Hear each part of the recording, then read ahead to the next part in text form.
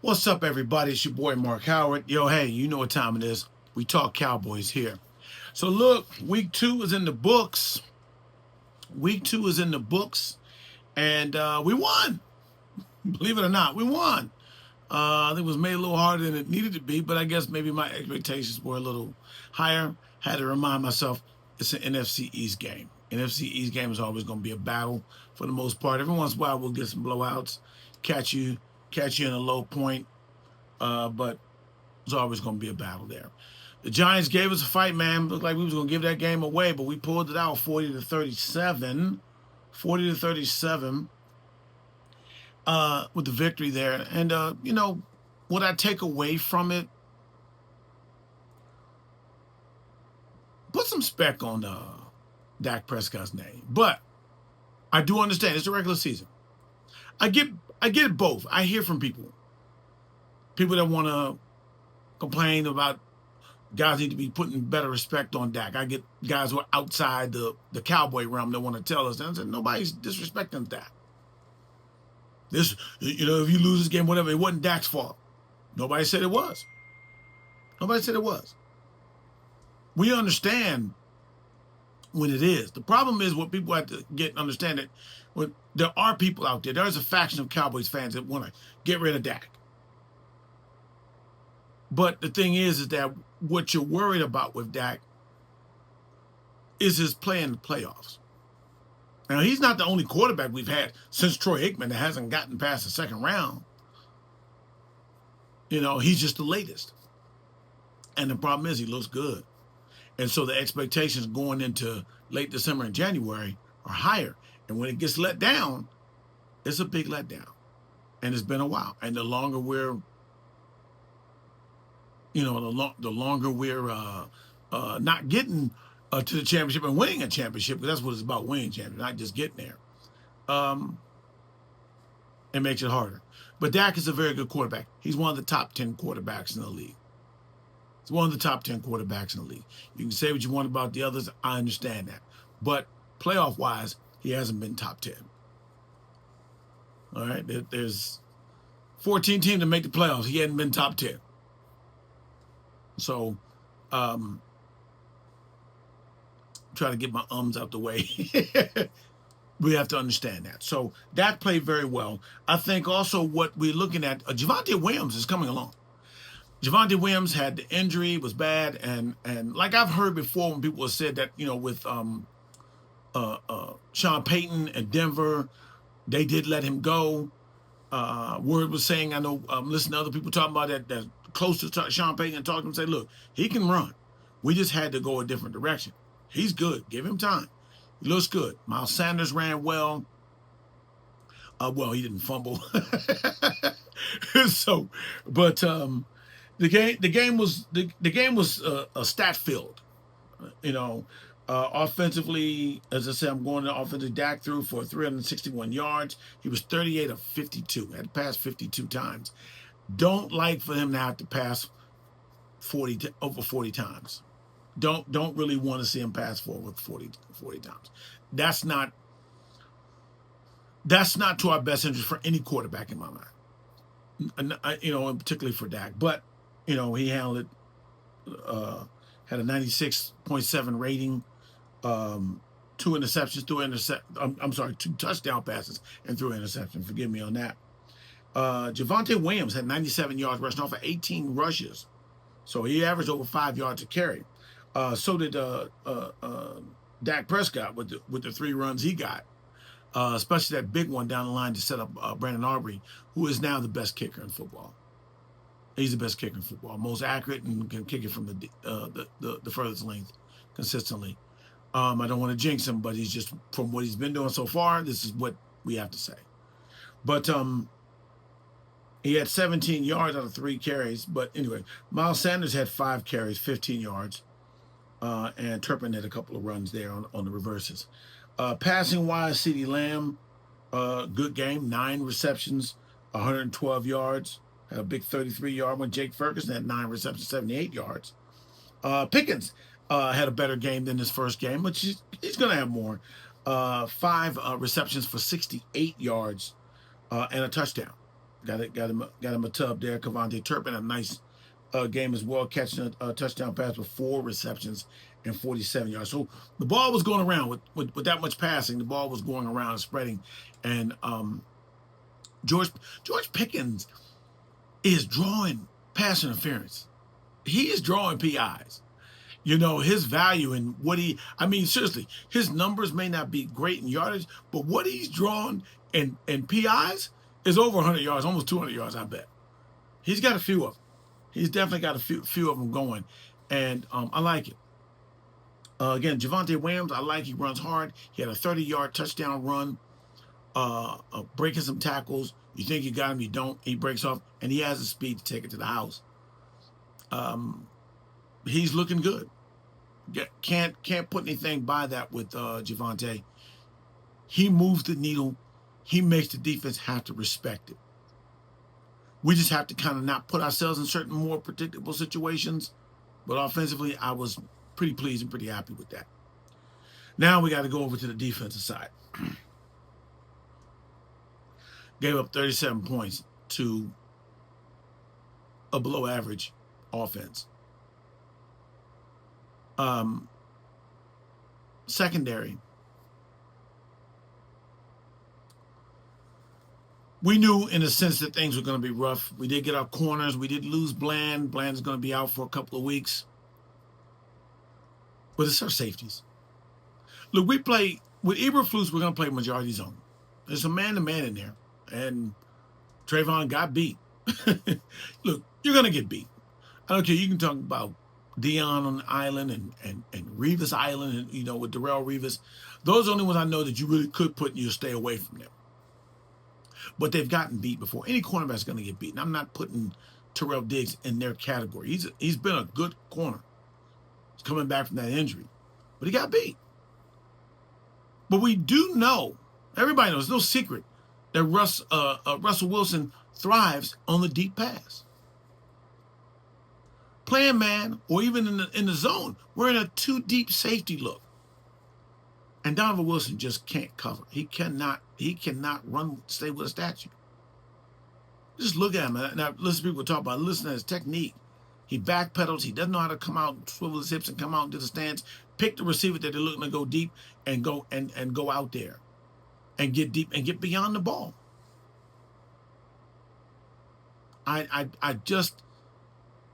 I already knew it was bad. He's an in the box safety. He can come up, but he's not a big safety, so he can't last. That's why he was getting injured a lot, coming up and coming down and making these tackles all the time, which he does good at. But as a cover safety, I mean, this goes back to the Roy Williams days. Can't cover. Everything's going over his head. Got the wrong name. Your position is safety. Safety. You got to be safe. You are not safe out there when it comes to the passing game. So this is a problem. And Jones and the Cowboys and the staff that does an excellent job in evaluating good talent is just not putting the effort into me to get the proper safeties.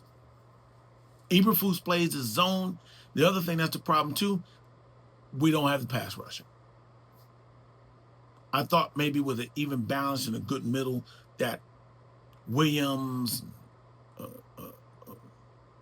guys like that could beat on a one-on-one. Just not enough. Was not getting to Russell Wilson enough. Donovan Ezeraku, Marshawn Nealon wasn't. Donovan Ezeraku still has a lot to learn. He has a lot to learn. He's just not even. A little bit he was getting there in Philly, but now it wasn't. And we just got to get there. So news on that with the defensive front, the Cowboys, Jerry Jones announced that they signed Jadeveon Clowney. They pretty much called him Sunday. Hey, we need you. You look at the pass rush, and they're just not getting the Wilson. They're not putting enough pressure on him.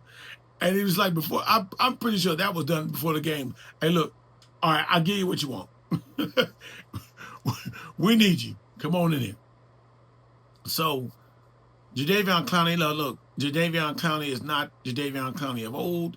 Not that he was, I don't say he was okay back then in his younger days, but he will add depth. He is big and he's strong. He can make plays. He still can move. But I do know, again, if he was all that, he wouldn't have been on the street. Period, point blank. Great defensive. If you're a great defensive end that still got it, you're not on the street. You know, Von Miller don't stay on the street, even being older.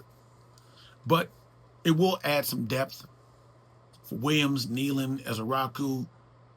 Even in the run game, he's a good run player. He plays against the run very well. Let me say it properly. He's good against the run on the defensive end. So we could use it. The other thing defensively, our linebackers. I want DeMar Van Overshown back, but he's got to be back healthy. So I'm not going. They're not going to rush him, so I'm not going to look for that. But our linebackers are trash. Sorry, they're just not cutting the mustard. They're not cutting the mustard. It is just difficult. That's the problem with that underneath route. The way they play with the linebackers having to get back to the middle. That seam route was open all day because you're relying on the linebackers to get back there towards it. The corners are going out into the flats by the boundary. Safeties supposed to be too deep, Donovan. And then your linebackers at times are coming up and they're running out. They're not getting there. They just don't. They don't have it. There's a point where, and I'm arguing with a good friend of mine who's a Cowboys fan. You got the coach that runs mainly zone, doesn't blitz a lot. We don't have the personnel, or either the personnel doesn't fit the scheme. That is what it is right now at this point. They can play zone. Secondary can play zone. But you're gonna need a pass rush. You're gonna need a pass rush. That problem has to get solved. That problem's gonna have to get solved pretty soon. I'm gonna say this to you. I talked about Brandon Aubrey. Look, just get the ball near the 50-yard line, man. Just get the ball near the 50-yard line. I appreciate having Brandon Aubrey. And usually we've gone through kickers because Jerry Jones figures saving money is just letting kickers go. Don't let this man go. Pay him top dollar. When it's his turn for the contract, pay him top dollar, please. He's worth it. We get some things together. That's an if. I don't know how big the if is, but it's definitely an if. Get some things together. Brandon Aubrey changes the game. He puts us in positions where we don't have to get that far, especially in this day and age, where the kickoffs are. If they kick in the end zone, we get the ball on the 35-yard line. All right? We don't have but 20 yards to get to. We don't have but 20 yards we need to get to.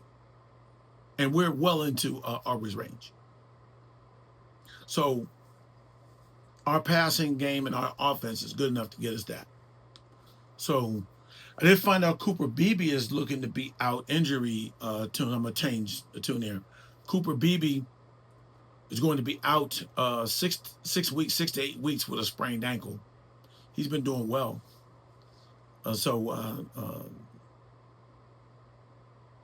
We'll be okay with the center that fills in for me. I'm trying to get the name here as I look into it, but who filled in for him. Looking at this here, Brock Hoffman. Brock Hoffman will play well. He's good. He's good in that pinch there. So looking at everything going forward, we got Chicago. We go to Chicago. Chicago's 0-2, so they're going to be hungry. New coach who came from Detroit. He's an offensive guy. We'll talk about that as we move forward here. But right now with the Cowboys defensively, things are going to have to be changed. Things are going to have to, maybe with the scheme adjustments and player decisions, player movement, not just adding Jadeveon Clowney. We need a pass rush. Now, credit you this. There's some good players on the Giants side. They have a good running game. We play very good against the run. Defensively, Let me look at this here. We probably gave up over on the rushing tip. We gave up 84 yards rushing. Scatterboo looked tough a little bit here. Had 45 yards with a touchdown. Had a little run. He had one run though. I mean, he had one big run of 24 yards. So he had half of that in one run. The rest of it, he averaged about 4 yards a carry with 11 rushes. That's good. Wilson got 7 yards a carry. He's second, but 3 carries of 23 yards. That's just escaping the pocket. Running game wise, they're not bringing out the Giants, so we were able to stop that. Hey, Ken Clark looks good. He's definitely a very good pickup. So we now need to get that edge rusher that can get in the backfield and wreak havoc, along with Ken Clark stopping the run and making it easy with Odigizua. I said Odigizua. Forgive me, Osa. We can have the makers of a good front. At the time, we can get a player like Overshown back. What he will be when he gets back, I don't know. But we need to definitely upgrade the linebacking core. The linebacking core looks weak. We can be okay. Giants wise, passing wise, it just was terrible. We're 3rd and long, 4th and long. We give up 50-yard bombs, 50+ yard bombs. That is completely unacceptable. Completely unacceptable. When I look at the safety that's backing up too deep and that receiver's past you because you're just standing there and letting that receiver you see the person is gone. Get back there. The best thing you can do is if he stops, the cornerback is right there. I'm dead serious. I'm just like, as a coach, and I'm going to say this, I looked at Donovan Wilson and said, hey, look, I get it. He made that interception at the end. He did. Ball was a floating duck, and I was holding my breath because I wasn't sure if he'd catch it. But he held on to it, and that overtime would set us up to get back there and get Aubrey in a position to kick that game-winning field goal. Otherwise, it still don't redeem the game it was. I'm like, I wouldn't even let him come in the locker room. I'd have had somebody set his stuff out that locker room and sit out front of the locker room and say, you can keep your uniform. I don't even want that around. That's just how I felt.